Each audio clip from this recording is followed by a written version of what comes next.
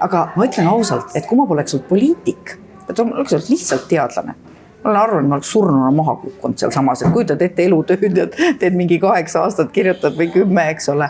Aga kuna ma olin poliitik ja ma olin juba igast jamasid üle elanud, ma olin üle elanud surnud jänese etenduse ja ma olin üle elanud igasuguseid muid asju, siis ma arvan, et see mul oli juba nii-öelda paks nahk, oli juba ette valmistatud.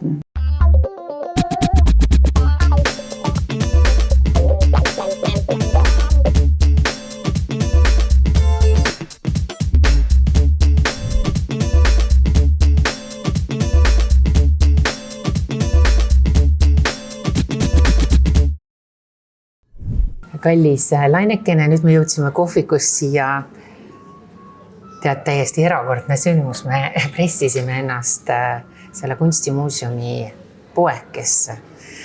Et seal muu rahvas istub kohvikus ja meil on selline väike VIP-lounge. Eksklusiivne, kuule, sul ei ole neid hommikusööke ju tavaliselt sellises kunstipoes toimunud. Ei ole, see täiesti ainulaadne olukord. Ja nagu me võib-olla siin eespool ka rääkisime, et me hakkame rääkima ühest väga olulisest kunstioksjonist. Natuke rääkisime ka siin juba, mida sa korraldad pisikeste tipukeste heaks. Siis koht on ju ideaalne selleks. Mina mõtlesin, et sa selle meelega valinud. Ma valisin meelega tegelikult selle Kadrioru kunstimuuseumi kohviku, ja päeval pidi siin olema suht vaikne või hommikupoolikuti, aga voilà, alati siis, kui sa arvad, et on nii, siis on naa. Tegelikult on tore, et inimesed tahavad tulla muuseumisse, sellepärast, et eks nad on siin kohvikus ju seetõttu, et nad on arvatavasti kas minemas muuseumit külastama või just sealt tulnud. Just. Aga sellega seoses ma praegu kargas pähe täiesti tempore küsimus. Mida sina teeksid sellistes ootamatutes olukordades, sest sa oled ju poliitikas olnud 20 aastat ja siis sa oled koorijuht ja sa oled siiamaani koorijuht ju on ju. Et tekib selline ootamatu olukord nagu mul täna. Me lihtsalt ei mahtunud sinna kohvikusse ära. Ja mul oleks võinud ju igipull otsa ees olla ja ma oleks mõelnud, mis ma nüüd teen, mis ma teen. Kuidas sellised olukordi lahendada? Kas sul on kindlasti elus tulnud mingi täiesti X asju ette? Poliitikas kindlasti, aga tuu mingid lahedaid. Ma võin rääkida ühest lahedast loost tegelikult, mis juhtus Vanemuise kontserdimajas. Toona oli niimoodi, et Eesti kontserdijuht Aivar Mäe ja mina siis Vanemuise kontserdimaja juht, nii-öelda tütarettevõte. Aivar ütles niimoodi, et ükskõik mis sündmus tuleb majja sisse, rendisündmus tuleb ikkagi vastu võtta, et olgu kas tsirkus või ballett. Ja siis ühel hetkel tuligi sisse meile tsirkus ja koos loomadega. Ja üks loomadest, kes pidi Vanemuise kontserdimaja sisse saama, oli karu. Ja meil oli tõepoolest väga kõik planeeritud, et tuuakse karu sisse mingisuguses, ma ei tea, puuris, tõstetakse ta lifti teisele korrusele, sest etendus toimus teisel korrusel. Kas te teete nalja? Ei, ma ei tee nalja, see on kõik päriselt juhtud. Ja siis tuleb auto kohale, mingit puuri ei ole karul. Karu on niimoodi, ma mälet, mis ta nimi oli, Katja või Maša, ühesõnaga oli riivkaelas. Ja tema tuleb lifti, lihtsalt astub sisse. Me ei saa lifti panna, sest karu näeb liftis iseennast, sest seal on ju peeglid. Nii. Ja me teeme siis niimoodi, et karu läheb trepist üles. Teisel korrusel kujutad ette, tuled Vanemuise kontserdimaja nii-öelda foajeesse ja kõnnid üles. Aga üks asi, millega me ei arvestanud, on see, et kõik need foajee aknaklaasid olid õhtu ämaruses nagu peeglid. Et ühesõnaga asi lõppes sellega, et kui karu oli jõudnud teisele korrusele, siis ta nägi iseennast ju nendest akendest. Nii et ühesõnaga sellises ootamatus olukorras tuli liigutada kiiresti ja karust kinni hoida, et see liiguks õiges suunas. Ütleme niimoodi, et tookord ma olin veel jänes. Nii et jänes hoidis kinni karu. See on üks toredamaid ootamatuid asju ja tegelikult ei ole osanud selleks valmis olla. Okay. Nii et siis peadki kiiresti mõtlema, mis saab. Just, aga milline inimene sa natuurilt oled, et kui juhtubki plaksti nagu mingi selline unbelievable, nagu täiesti ettearvamatu olukord, milline sa oled, kas sa oled selline, kes kohe nagu tša, sul hakkavad tulema mingid vaata on inimesed, kellel on kohe hakkab siin peas mingi asi tiksuma, keerama või sa oled ka selline, et kõigepealt on ikka paanika, higi, külmigi, kuumigi, minestus või mis tüüpi inimene sa oled? Minestamine, see on lumehelbekestele. Et ma arvan, et ma olen selline kuju, et kõigepealt ma ütlen jah, selle asja saab ära teha ja siis hakkame vaatama, kuidas. Et igal juhul ma olen tegelikult eesmärgile pühendatud ja kui on otsustatud, et mingi asi tuleb ära teha, ja isegi kui see on ebamugav, siis ma teen selle ära. Ükskord küsiti minu käest raadios intervjuus pärast järjekordset jama, mis mu poliitikuna oli, Neid oli sul palju. Kogu aeg, et Laine Randjärv, kuidas teil kogu aeg need asjad juhtuvad? Ma ütlesin niimoodi, et ega ma hakkan asju tegema.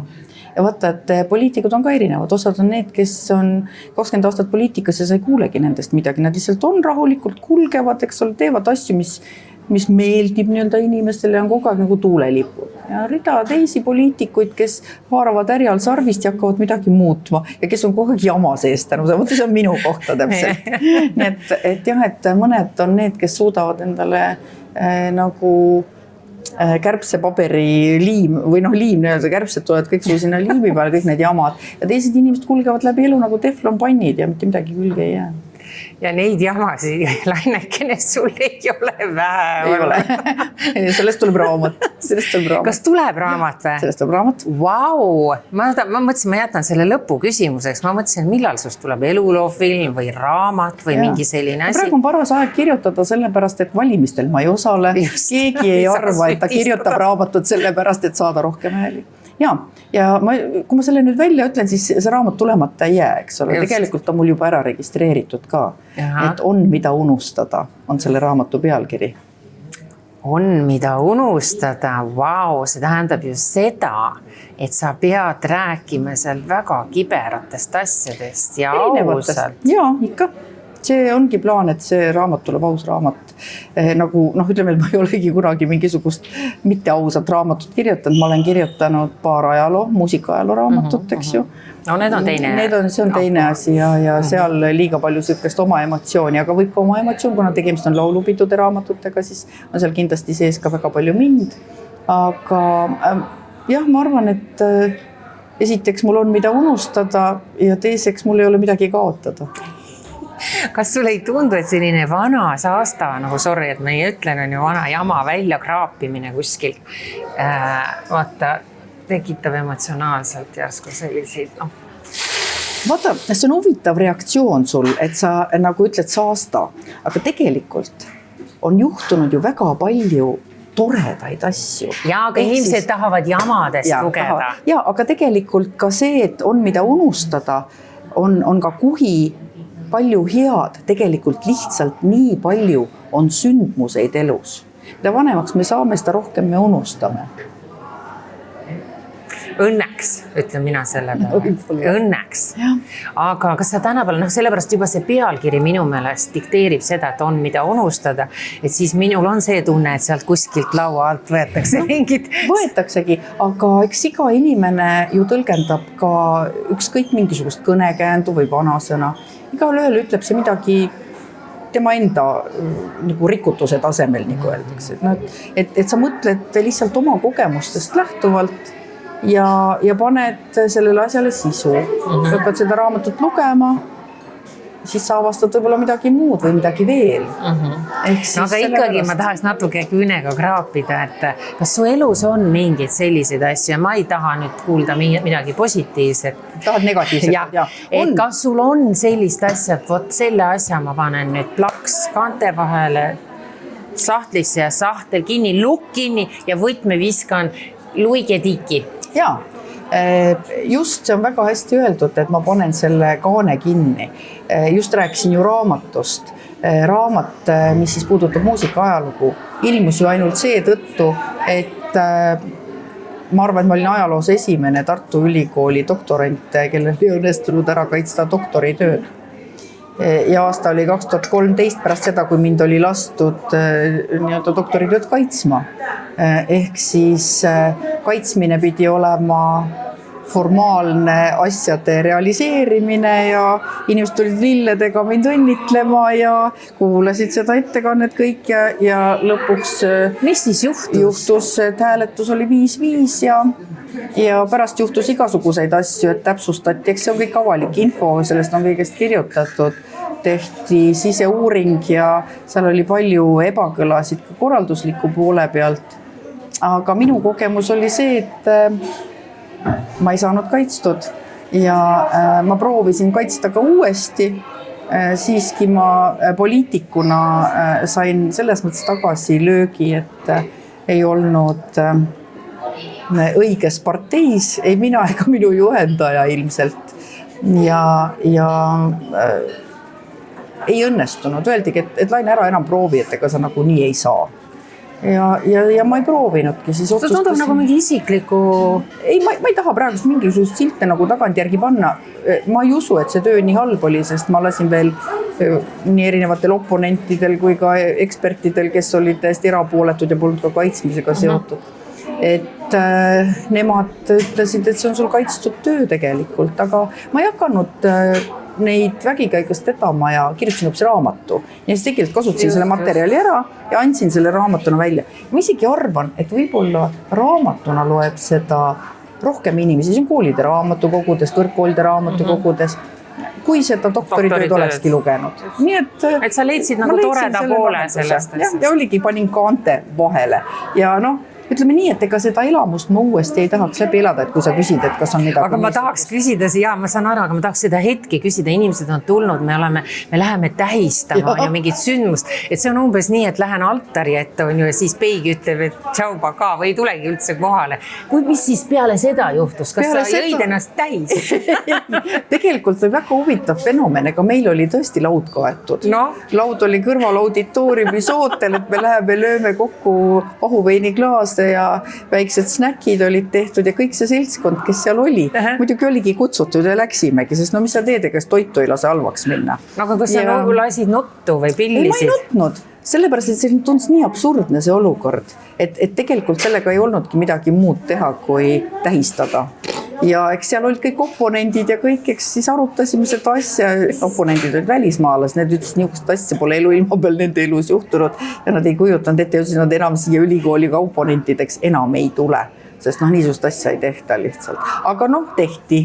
Aga ma ütlen ausalt, et kui ma poleks olnud poliitik, et ma oleks olnud lihtsalt teadlane, ma olen arvan, et ma oleks surnuna maha kukkunud seal samas, et kujutad ette elutööd ja teed mingi 8 aastat kirjutad või 10, eks ole. Aga kuna ma olin poliitik ja ma olin juba igast jamasid üle elanud. Ma olin üle elanud surnud jänese etenduse ja ma olin üle elanud igasuguseid muid asju. Siis ma arvan, et see... Mul oli juba nii-öelda paks nahk, oli juba ette valmistatud. Vau. Kuule, aga lõpuks juhtus ikkagi see, et sa ei pidanud vastu ja sa lihtsalt läksid minema. Mul jäi küll selline tunne, kui ma toona neid artikleid ja asju lugesin, et sul sai nagu paugust. Sai. Tegelikult, ütleme ausalt, eks see tunne, et ma olen ammendunud, oli ikkagi juba varem. Eks ma otsisingi uusi väljakutseid, et ma proovisin Eesti Kontserdi direktoriks saada, kuhu ma sain ja siis ei saanud, eks ole, jälle üks lugu.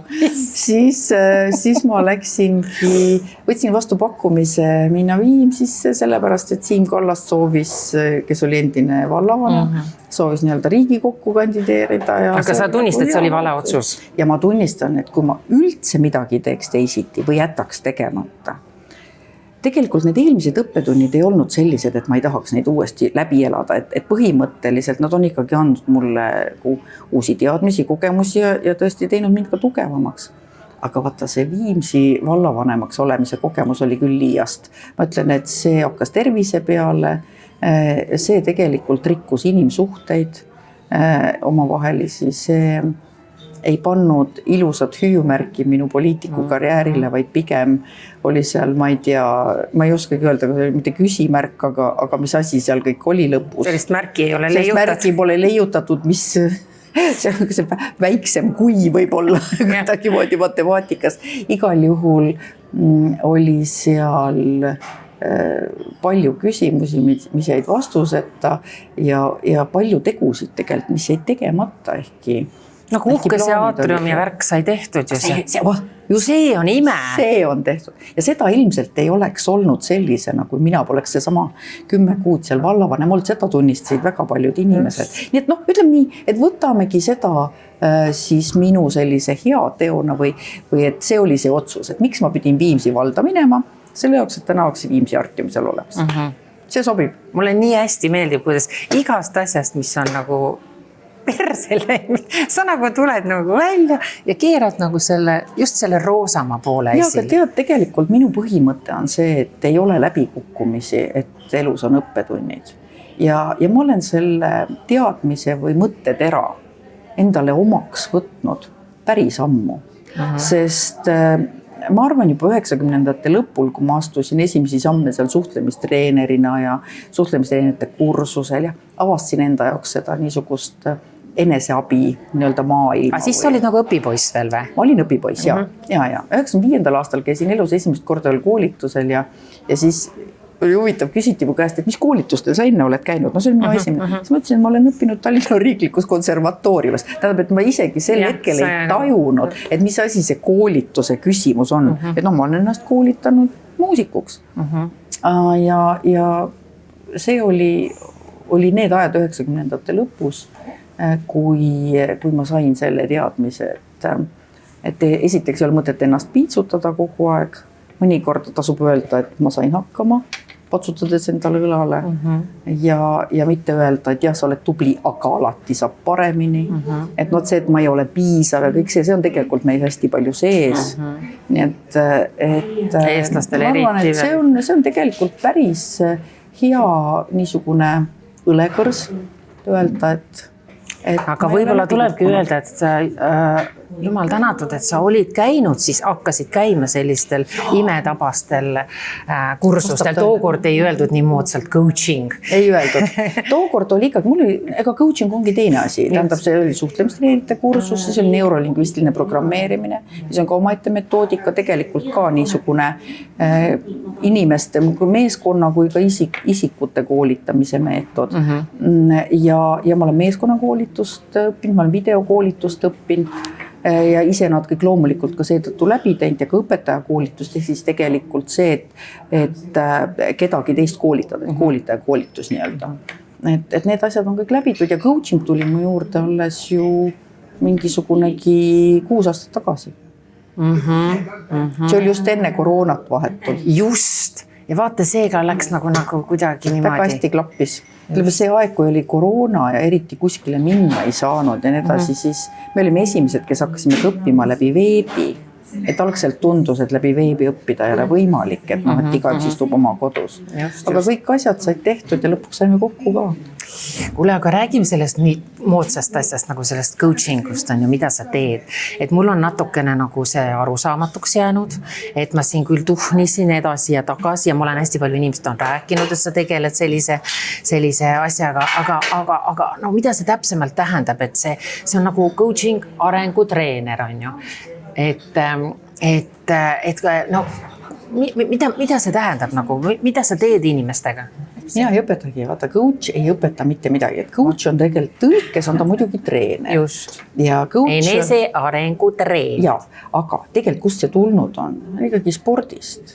Vaata selles mõttes, et see coach on kas tennise või ma ei tea, või kergejõustiku või nii-öelda, see tuleb tegelikult, see nimi tuleb sealt.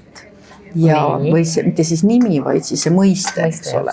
Ja treener saab öelda sportlasele mingisuguseid metoodilisi asju, aga ta ei saa kunagi selle sportlase asemel ise minna jooksma ei tõkkeid, ega hüpata kaugust, ega tõugata kuuli ja nii edasi. Et see, kuidas moodi, et põhimõtted nii-öelda sportlane vastu võtab, see on nüüd sportlase enda kapatsiteet, jõudlus, oskused, arusaamised, tahtmised, väärtushinnangud ja nii edasi. Ja nüüd see analoog on see, et coach ei õpeta inimest elama, vaid ta küsib inimese käest küsimusi, mida inimene ise enda käest kunagi küsida ei taha. Kas ta on neid liiga palju küsinud ja kogu aeg vastab ühtemoodi ise endale oma sisekõnes või ta ei julge küsida. Mõnikord sa mõnda asja ka ise endale ei julge nagu tunnistada, sa ei taha täpsustada mingisugust asja, miks ma ühte või teist ei tee või isegi iseendale tunnistada, et mingisuguse asja kas ei saa hakkama või ma kardan midagi. Ja kuidas ma nüüd sulle tulen järsku sellest rääkima? Ja, aga sellepärast, et ma esitan selle ebameeldiva küsimuse. Ja see ebameeldiv või ebamugav küsimus tuleb läbi selle, et sa pead väga hästi kuulama. Kõigepealt sa kuulad, mida inimene lihtsalt iseendast räägib. Ja sa kuulad mitte seda, mida ta ütleb, vaid sa kuulad seda, mida ta ei ütle. See on selgelt nägi. Ei, see ei ole selgelt nägemine, aga see tulebki sealt tema jutust välja. Sa peadki olema väga tähelepanelik, milliseid sõnu ta kasutab, kus ta pausi teeb. Sa vaatad temale otsa, kuhu poole ta oma silmad, kas ta lööb silmad alla. Kui ta räägib, vaatab sinna. Et kas ta usub sellesse, ja siis nende täpsustavate küsimustega. Ja tegelikult inimene tuleb su juurde ju selle jaoks, et iseendas selgust saada. Ja eesti keeles ma ütleksin, selle asja nimi on arengutreening. Ja mina olen juhtimisega seotud, executive coach, eks ole, mis on siis juhtimiscoach või juhtimise arengutreener. Minu juures käivad inimesed ka, kes räägivad oma isiklike teemas, sest tegelikult, kui sul isiklikus elus on tupik näiteks, siis sa ei suuda areneda ka oma ettevõtluses või oma juhtimiskarjääris. Et see mõjutab ka ja seda? Ja see mõjutab ju muidugi. Kui sul on mis iganes oma isiklikud mured ja need pöörlevad su peas, eks ole, sa ei saa tegelda oma meeskonnaga, sa ei saa tegelda oma ettevõtte arendamisega. Et sa alustad ikkagi sealt juure tasandilt. Aga kui näiteks mõni inimene tuleb ikkagi ainult, tal on muud asjad paigas, aga ta tahab tegelda ainult mingi juhtimisteemaga, meeskonnas on tal mingid küsimused, aga ka need lõppkokkuvõttes võivad tulla hoopiski mingid suhtlemisküsimused, omavahelised läbisaamisteemad, väärtused on erinevad inimestel. Ja kõik see, hästi palju huvitavaid meetodeid on seal coaching, kus mulle meeldib kasutada creative coaching ut ehk loov coaching ut. Ma ise olen, eks ole, koorijuht, muusik. Ma kasutan selliseid loovmeetodeid, mitte ainult muusikalises mõttes, vaid seal on võimalik voolida, joonistada, anda inimesele veel mingeid vahendeid kätte, pilte vaadata, jutustada mingid fotode pealt või iseennast väljendada läbi mingisugust, ma ei tea, plastiliinist teed mingeid asju. Ja need ei ole sellised kunstiteosed, mis kuskile näitusele peaksid. Niisugused erinevad meetodid on ja mõni saab ühest korrast mingi idee, mõni käib 3 korda, mõni käib 6, mõni jääbki käima. Ja sinu pool mul huvitas üks, ütleme, kutsume seda treeneriks siis sind nagu. Ja siis ma võtsin mingi lõigu välja, mis mulle tohutult endale meeldis ja mõtlesin, et järsku ma saan ka siit natukene väikese õppetunni. Et treeneri siis olulisemate oskuste hulka kuulub intervjueerimine, on ju? Nii, ja siis sina vaatad, mida ma teen ka viimasel ajal hästi palju, vaatangi telesaateid või kuulan raadiost, kuidas, ma ei kuule seda isegi, mida see intervjueeritav räägib, intervjueerija, kuidas ta räägib. Ma olen alati mõelnud, et intervjueerimine on jube lihtne. Teen oma siin pataka küsimusi välja ja tulistan, on ju, las vastab. Vahet ei ole, vahepeal räägin oma asju ka siin veel vahel. Aga see ei ole nii, et mida rohkem ma kuulan neid intervjueerijaid, seda põnevamaks see asi läheb. Ja ma saan aru, keeruline see tegelikult on. Nüüd ma räägin liiga pikalt, sest intervjueerija ei tohi kunagi nii pikalt rääkida.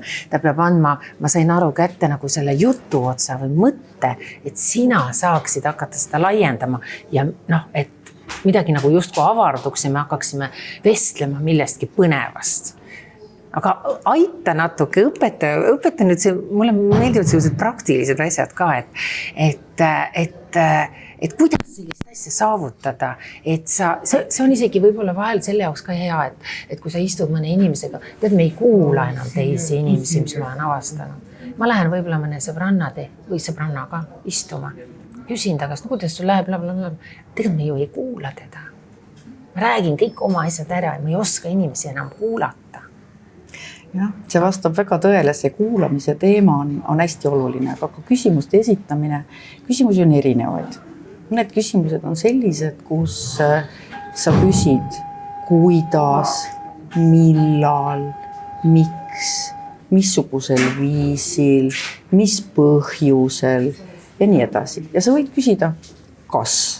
No siis on ei või jah. Täpselt. Ja tegelikult väga palju me kuuleme täna erinevate intervjueerijate poolt, et inimene esitab kas küsimuse mingist, näiteks ma olen kuulanud nüüd Ukraina teemadel, esitatakse eksperdile kas küsimus, ekspert on kutsutud stuudiosse, ekspert on, ma ei tea, sõjaväelise haridusega või midagi niisugust ja nüüd intervjueerija esitab kas küsimuse ja juba räägib pool juttu ära. Kas see oli nii, kas need asjad tehti selliselt, et nagu räägib pool juttu. Ta paneb selle jutu juba sellele inimesele suhu. Nii. Ja nüüd on sellel inimesel muidugi võimalik öelda, jah, see oli nii. Ja tal on võimalik öelda, ei, see ei olnud nii. Inimesed tavaliselt, keda on kutsutud stuudiosse, on viisakad. Nad siiski püüavad vastata natukene pikemalt. Ja on muidugi osavamaid ja vähem osavamaid inimesi. Mõni ütleb, et jah, see on teil hea küsimus. Kunagi kadunud Savisaar ütles, et jah, see on hea küsimus, aga ja siis hakkab rääkima mingisugust omast. Tegelikult, kui sa esitad sellise kinnise kas-küsimuse, sa tegelikult vastust ei pruugi saada või saad vastuse oma enda pikale jutule, saad siis kinnituse või eituse. Et üks asi, mida me väga palju siis coachingu metoodikas oleme õppinud, on küsimuste esitamine. Ja kunagi ei tohi neid küsimusi panna ka ritta endale valmis. Sest et nii, mul on siin kõik küsimused valmis, aga kujutad ette, sul tuleb huvitav teema nüüd sellest vastusest välja ja siis sa hakkad lappama, oi, mis ma järgmiseks võtan. Teine variant on see, sul on endal järgmine küsimus mõlgub meeles. Sa ei kuulagi, mis ma vastan. Juba mõtlen, et oot, mul on järgmiseks see teema mõeldud. Oota, kuidas ma nüüd sinna saaks? Vahet ei ole, mida ta räägib, ma esitan järgmise küsimuse. Et võt see coachingu meetod üks ülioluline on, et tekib niisugune side või seos, et see, mida sa küsid, tuleneb sellest, mida sa kuuled. Muidugi. Vot, nii et selline lihtne. Seda on jälle lihtne rääkida, aga ise andes ka intervjuusi ma ju näen. Praegu sa ka vaatad mulle otsa, räägid, aga teised pool kaamera parase, kui meil näitab kõiki muidugi minu sebi, mis siin on ju, aga siis kaamera ei näe vahepeal. Ja samal ajal see, kes mind intervjueerib, on seal oma paberites, oma nendes. Mina ju vaatan talle silma ja mul läheb intervjueeritavana ka see lappama, sest ta ei suhtle minuga ja võib-olla mingi 3 küsimuse pärast esitab analoogse küsimuse, millele ma olen juba vastanud, aga ta ei kuulanud. Nojah, tal oli see asi juba kirjas, aga tal on ka ajasurve. Tähendab, tegelikult tihti on meil mingisugune 10 minutit või 7 minutit on sul seda aega, millal sa oled otse eetris. Kui sul on pikemalt aega, pärast lõikad välja, siis sa saad rohkem kuulata. Nii et ega ma ei tahaks ka selle intervjueerija nahas olla, kui me räägime niisugusest meediateemast. Kui sa kirjutad pärast, siis on sul võimalik teha valikuid, eks. Aga just see... Nii, lähme siit, see oli lihtsalt minu isiklik nüüd soov teada saada. Aga lähme siit edasi, sest ma vaatasin natukene ka sinu sellist lapsepõlve teemat, sest inimese puhul, keda ma intervjueerin, mind ikkagi huvitab, et kuidas ta siia on jõudnud sellesse kohta ja sa oled nii palju jõudnud teha ja sa oled ikkagi minu jaoks selline väga nagu, sinus on selliseid käitumises nagu mehelikke jooni, vaata see on juht ja ta ja pa ja nagu siuke liider on võib-olla õige sõna ja kuidagi selline sa oled meeste maailmas ka suurepäraselt hakkama saanud. Et kus see tuleb kodunt, et näiteks see oli mulle üllatus, kuigi ma ilmselt mul nagu keris tagasi ja ma tean, et sul on, kas on mõlemad vanemad venelased või? Ei. Üks isa oli venelane. Ei, näed, vaata, see kodutöö on tegemata. Ema oli venelane. Ja, minu ema on moskvalanna. Aga kuidas siis isa oli eestlane või? Isa on. Minu vanemad on mõlemad elus. Kui vanad nad on? 86 ja 88. Saab isa saab 88 varsti, ema sai just 86. Ja sa ise oled vanaema, ma pean siia vahele ütlema 2 korda vist. Ja ma olen ise 60. Ja mul on 2 lapselast, 12 ja 14. Nii, okei. Aga vanematest nagu tulles, et kas see natukene on andnud ka selline? No minu isa on väga kaugele, me teame 1710, me oleme vaadanud oma sellist sugupuud, siis Mäe-Ott oli meie esivanem 1710 ja isa on pärit Raplamaalt ja kõik meie esivanemad on sealtkandist pärit, ta on ise Hagutis koolis käinud, Kaius sündinud. Minu vanaisa oli Alust ja kõik minu sugulased on maetud Rapla surnuaeda. Nii. Ja minu ema on moskvalanna ja minu isa läks peale Saku tehnikumi õppima geodeesiat Moskvasse, sellepärast, et siin ta oli maakorralduse lõpetanud, EPA-s sai õppida maakorraldust, aga tema tahtis geodeesiat, see oli tema huvi ja ta sai nii-öelda riikliku koha peal, ta ei osanud vene keelt vist mitte ühtegi sõna ja esimesel aastal seal ta on hästi töökas, ta on hästi siuke püsivus viib sihile sellise põhimõttega ja jälle torkab vahele, kumma moodi sa oled ema isa? Arvan on isa. Jah, ma tahtsin just öelda. Ja mun isa lõvi tähtkuju, see mun ise ka lõvi. Okay. Ma arvan, et kui sa küsid, et kust see jõulisus või see liidri teema, siis see on tegelikult lõvi. Ja ma olen ka draakoni aasta. Ehk siis kujutad ette, draakoni vanasti muinasjutus oli niimoodi, et üks pea löödi maha, 3 kasvas asemele. Nii et see on mu põhimõte, et seda, ütleme, surnud jänest nurgas ei näe. Ma tõusen ikka püsti. Seda või oleks võinud, ma oleks pidanud kohe aimama seda ilma teadmata, et täpselt sa nagu nendesse raamidesse nagu sobib. Okei, aga sa oled selline, kas sa oled lapsest peale selline ikkagi olnud natuke suhkene? Ma läksin, varakult pandi mind sellisesse balletiringi. Ma käisin 4-aastasest peale balletis. Vanemuis tookord baleriinid õpetasid meid selles nii-öelda lasteringis, balletiringis ja me tegime seal ka etendusi. Ja mulle tihti anti selline, nagu mängisin ikast peaosi, ütleme etendustes. Ja üks minu selline peaosa oli Pipi. Ja Pipi Piksuka etendus oli. Pipi peab sünnipäeva, oli selle nimi. Esinesime Vanemuise kontserdisaali laval. Ta oli alles ehitatud, siis ka see oli 72. aastal. Ja ühe korra käisime isegi Ugalas esinemas gastrollidel. Ja mina mängisin siis Pipit seal. Ja ma arvan, et siis ma pidin ka väga põhjalikult ju õppima ära mitte ainult selle teksti, mida Pipi ütleb, vaid Pipi karakteri. Aga Pipi on ju selline, kes saab absoluutselt kõikide asjadega hakkama. Ta hobuse üles ja Tommi ja Annika aitab välja igast jamadest. Saab röövlitest ja see oli tegelikult, ma arvan, minu selline identiteedi loomise aeg. See on tulnud Pipist. Jah. Nüüd ma panen ka selle kokku nagu. Ja ta oli sinu iidol. Ja mul oli see Pipi raamat läbi loetud algust lõpuni, lõpust algusesse ikkagi mitu korda ja kõik muidugi mulle meeldisid kõik need hetked, kui ta Vingerpussi mängis seal õpetajate. Muideks, mul olid kõik 5 alati koolis, aga õpetajad ei kannatanud mind hästi, sest ma alati võitlesin. Okay. Võitlesin meie klassi poiste eest, kes taheti välja visata, käisin direktori ja ütlesin, teda võtta ei tohi välja visata klassist. Ja et tegelikult ma olin siuke tüütu kuju ja ma mäletan väga hästi üks eesti keele õpetaja Johanson oli kadunukene. Üli kõvasti õpetas meile grammatikat, kõik ma tänu temale olen ikka eesti keelega väga hästi kursis. Siis tema ikkagi ütles, et tead, Laine Randjärv, sinust ükskord mingi advokaat saab, sa kogu aeg siin õiendud ja võitled ja viskas mind klassist välja. Ühesõnaga, ma olen ka ukse taga seisnud, vaatamata oma viitele. Sa oled liiga sõnakas. Ja need jamad, ma räägin, nagu siin alguses ütlesin, need lihtsalt tulevad, sest ma tegelen. Ma tahan võidelda, mul õigluse tunne on hästi. Kui kellelgi tehaks liiga, ma tahan kohe tema eest võidelda. Niised asjad.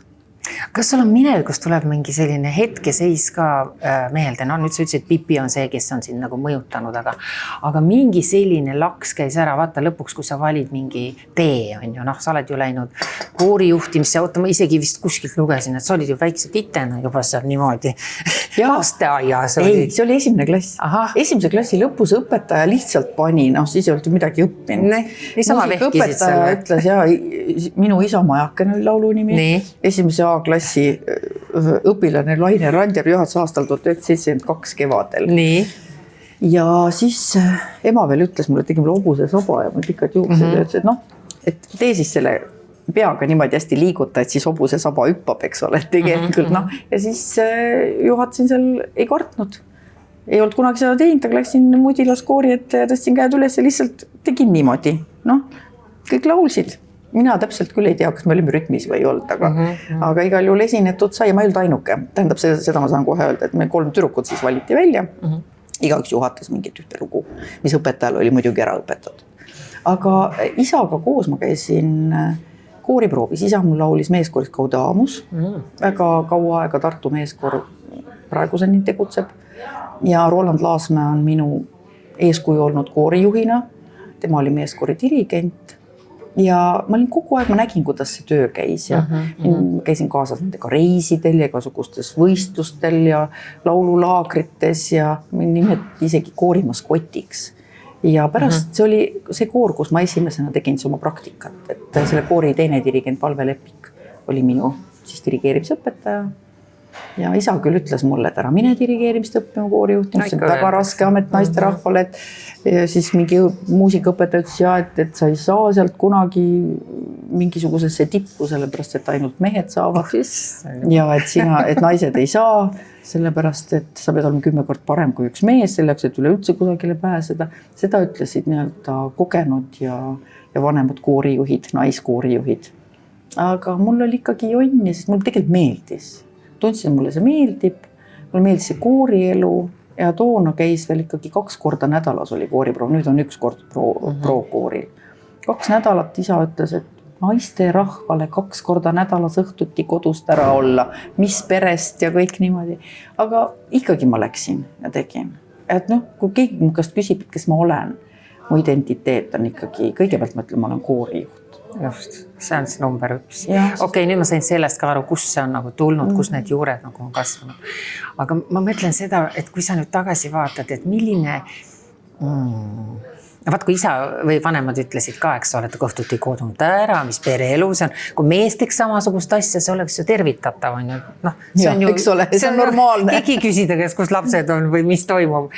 Aga ma mõtlen, aga milline naine sa siis olid, et sa olid päris pikalt ikkagi ju abielus, esimeses abielus, olid ka mingi 20 aastat. Ja, üle 20 aastat. Kuidas sa said nagu selle 2 last ja kogu see värk ja kuidas sa kehtestasid ennast, kas sa olid peres ka nagu domineeriv pool? Tegelikult ma olin ju väga palju kodus. Ma olin ju lastega tegelikult ju kodus. Ma käisin kooriproovis ainult õhtuti. Et kui mul teine laps oli üle 2, siis ma olin selleks hetkeks 6 aastat juba kodus olnud. Et ma tegin väga väikse koormusega tööd. Sa oled ikkagi olnud. Ma olen kanaema. Oledki. Ma olen oma loomult, ütleme oma laste kontekstis, ma olen kanaema. Ja kui lastel on olnud mingisugused teemad ja ma olen olnud tööl ükskõik mises töös, ma olen isegi linnavaltsi istangilt ära jooksnud, kui on laps helistanud ja mingi probleem. Et ma selles mõttes ikkagi lapsed panen. Ehkki ma olen väga palju põdenud ja küsinud ka nende käest, et kas mind oli teile liiga vähe. Et ega kontserdimajas ei olnud sugugi lihtsam. Kontserdimajas olid need õhtused ju igast kontserdid ja sündmused ja lapsed olid tihti kaasas mul. Nad on päris seal kontserdimajas ka üles kasvanud. Aga mul oli väga mõistev, tegelikult laste isa oli selles mõttes hästi rahuliku loomuga. Ja ma ütlesin talle ka kohe alguses, et arvesta, et sa ei ole mitte abiellunud muusikaõpetajaga, vaid koorijuhiga. Ja need on 2 erinevat asja. Et see ei ole ainult päevane töö. Ja ta aktsepteeris seda? Ja ta aktsepteeris, et ma ikkagi pean ütlema, et ma sain käia kooriga kontsertreisidel, lapsed olid väikesed, abikaasa oli kodus nendega, et mul ei ole ühtegi etteheidet. Selge, aga vanaemana palun räägi nüüd. Vanaemana ma olen väga halb vanaema. Absoluutselt. 2 lapselast ja mis asja? Kõik on mul tütrel endal üles kasvatatud, et ma sa oled moodne vanaema. Ma olen olnud sellel ajal, sain vanaemaks, kui ma olin väga aktiivses poliitikas. Ja ma olingi Tallinnas, nemad olid ja on, eks ole, Tartus. Et muidugi ma käin üle nädala või iga nädal käin nii-öelda Tartus. Aga praegu on nendel juba endal nii aktiivne elu, et aga siis kui nad väiksed olid ikka käisin vaatamas, aga ma ei olnud selline, kelle juurde oleks minu tütar saanud lapse tuua, et ole ja hoia nüüd, et ma tahan ise ka vahepeal hingata. Nii et tegelikult tütre mehe ema on olnud see, kes on aidanud ikkagi neid kõige rohkem. Kuule, kas see poliitika ja kogu see sebimine, mis sa siin oled teinud, kas see lõpuks oli ka see põhjus, miks abielu otsa sai või lihtsalt sai otsa, et ei toitnud enam või ei? Vot ei oska nii täpselt öelda, ma olen kogu aeg olnud selline ikkagi väga palju kodust välja elav inimene ka. no samas, kui sa oled koorijuht, on ju, olen reisidel käinud, on ju, noh, mingil hetkel seda kannatad, siis juba mõtled, et okei, võiks juba kodus, et paneme see kontsertimajas 5 aastat, kõik see ülesehitamine, kõik see, öösel tulid vahepeal kõned, et on mingi häire, näiteks pidin jälle sõitma. Öösel kell 2 tuli mingi häire, et maja on häires, on ju. Või noh, mis iganes asjad juhtusid, on ju, hästi palju pidin siis noh, iga nädal kindlasti. Mees ei öelnud lõpuks, et kuule aitab küll, et lõpetame ära see pulli või vaata see dilemma, et või ja siis ongi nii, et kas... Ühel hetkel kasvadki lahku lihtsalt ja et ma arvan, et hästi noorelt ju hakkasime koos elama, abiellusime, et enne hakanud elama. Väga noorelt sünnitasid ka. Sünnitasin ka, jah. Väga hea meel tegelikult, sellepärast, et see aeg oli ju niisugune, et ega maailm ei olnud ju liiga lahti ja kõik istusime nii-öelda kodus. Ja väga tore oli lapsi kasvatada. Selles mõttes olime maal ja olime, kõik oli hästi ja õigel ajal oli see laste üles kasvatamine ja siis, kui maailm lahti läks, siis olid lapsed juba suured ja see on see nagu tšuk. Täna su elus on ka tore mees, on Mart. Siiamaani on ju, teil läheb vist juba 7. aasta või? No ikka juba saab 8 varsti. 8, issand jumal, noh, aeg lendab nii ruttu. Ja jube ilusasti oskasite pikalt seda vakal hoida, ma mäletan, et te käisite ja nagu oli näha teid koos ja ei olnud ja siis nagu ja et sa kuidagi... No me oleme mõlemad täiskasvanud ja mõistlikud inimesed, et siin ei ole ju ja ei olnud ka mingisugust põhjust kogu aeg presenteerida. See on tore. Ja te olete endiselt toredasti koos ja teil läheb kõik väga hästi. Sa näed nii nooruslik välja ja nii rõõsa ja roosa. See loeb juba inimese välimusest ja olekust välja. Et kõik no mina arvan, et minu väga suur tervisepoint on ikkagi see sama koori juhtimine. Mul on 3 koori ja... No, ta laulu peale saite või? Mul on 2 kooriga olen laulu peale saanud, 1 koori kohta veel alles ootame. Aga kui oluline see sinu jaoks on? Kas see on niimoodi, et ma suren ära, kui ma ei saa või... No kindlasti on oluline, aga noh, ütleme niimoodi, et ma arvan, et lauljatele on see olulisem. Et noh, dirigendina ma olen tänaseks juba üle 20 aasta ju olnud ka laulupeo meeskonnas ja töötanud seal nii-öelda lava taga, nii et noh, laulupidudel ma olen ise laulnud alates 75. aastast ja 69 oli esimene kord, kui ma olin isa Kukil laulupeol, Tartus oli laulupidude 100, üldlaulupeost 100, nii et noh, laulupidu on mu elu ja see ehkki see on mu eriala aga sellest palka mulle liiga palju ei maksta, et see on niisugune nagu hobi, aga see täidab väga palju seda hinge või seda vajadust, kus see kõik see emotsioon ja kust see jõud tuleb. Ja teisipidi on ju koorijuhtimine väga tervislik amet, et esiteks sa liigutad. Noh, tegelikult tuleb trenniski, sest sa seisad ju, ütleme selles mõttes, et sul alakeha eriti ei liigu, et sul liiguvad nagu käed. Selg peab sirge olema, on ju? Ei pea. Või nii, on jaa, mõni juhatab ju niimoodi. Et see ei ole selles mõttes, aga nüüd ütleme, et süda saab tööd, eks ole, aga mis kõige tähtsam on koori juhtimise juures on emotsioonide väljaelamine. Et kui sa näiteks ikkagi juhatad mingisugust tormise lauljat, kus on hästi palju jõudu ja niisugust ja siis esiteks sul on jõudu vaja ja teiseks sa nagu kogu oma olekuga elad seda välja niimoodi. Nii et sa saad välja elada oma emotsioone, mis tihtilugu inimesed jätavad endale sisse. See on teraapia vorm. Absoluutselt. No nii, nüüd me jõuamegi siia, et kindlasti kui nüüd mõni on seda pikka intervjuud kuulanud ja mõtleb nii, ta teeb seda, siis ta teeb seda, siis ta teeb seda, on ju, võtame need asjad nüüd kokku siis. Koori juhtimine, see coachimine, eks ole, nii, mis sul oli midagi oli veel?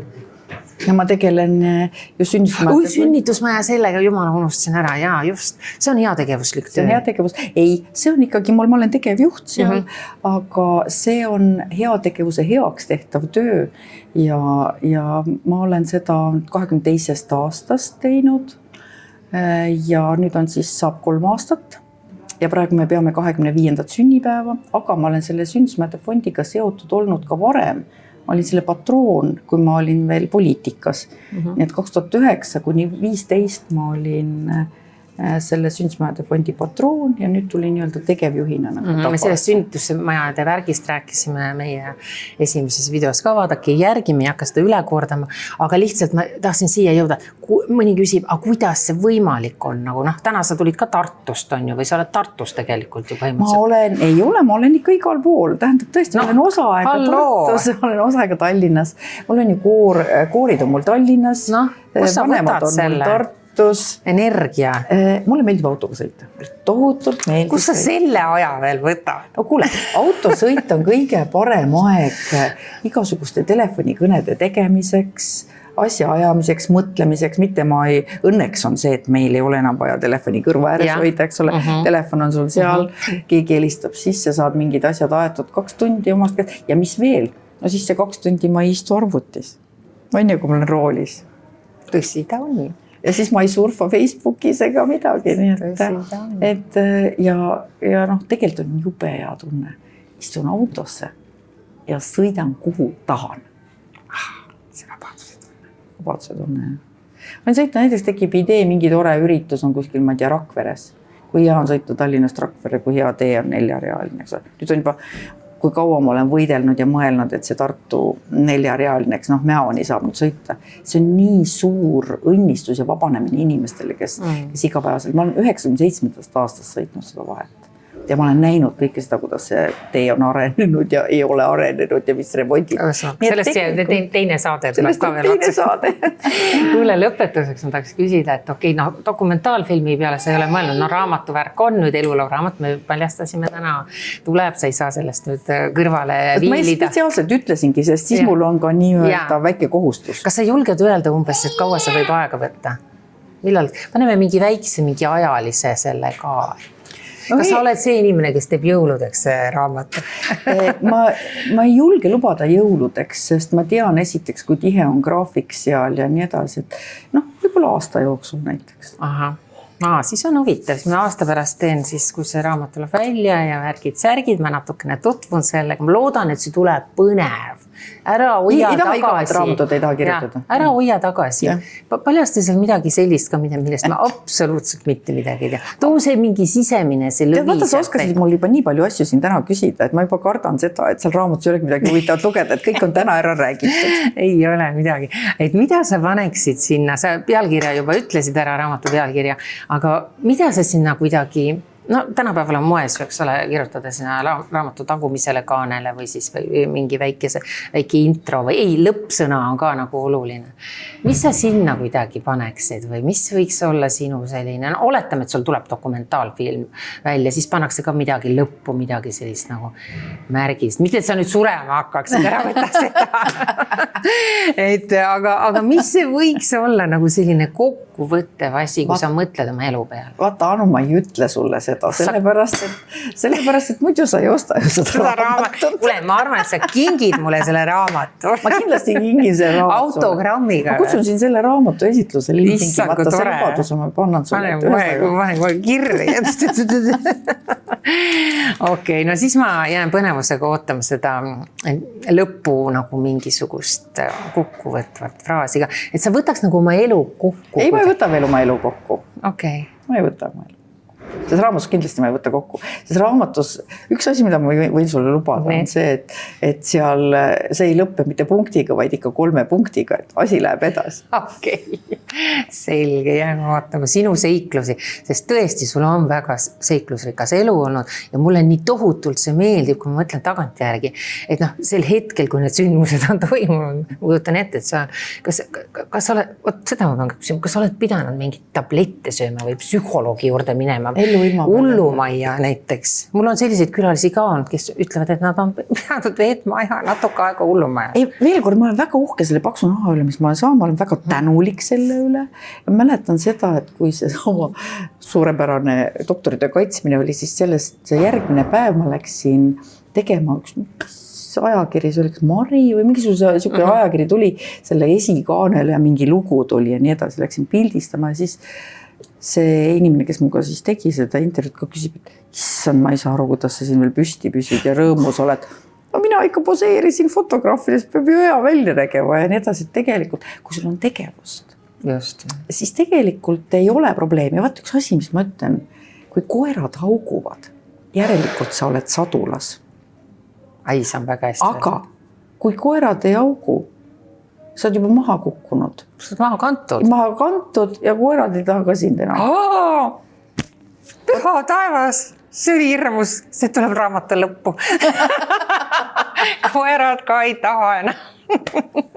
Aga aitäh, et sa meie elu nii põnevaks oled teinud, sest me oleme seda nagu mingit romaani jälginud ja nalja, meie jaoks nagu nalja ja naeru ja huvitavat põnevust. Ja see teebki selle elu ju vürtsikaks. Kuule, see on nagu see varasti oli lauamäng reis ümber maailma, eks ole. Jõudsid mingi redelini, kas said ülesse või kukkusid alla. Just. Aga tore, imetore. Aitäh sulle. Näe, päike tuli ka kohe välja. Issand jumal. Aitäh kutsumast. Ja siis aasta pärast kohtume. Teeme nii. Aitäh.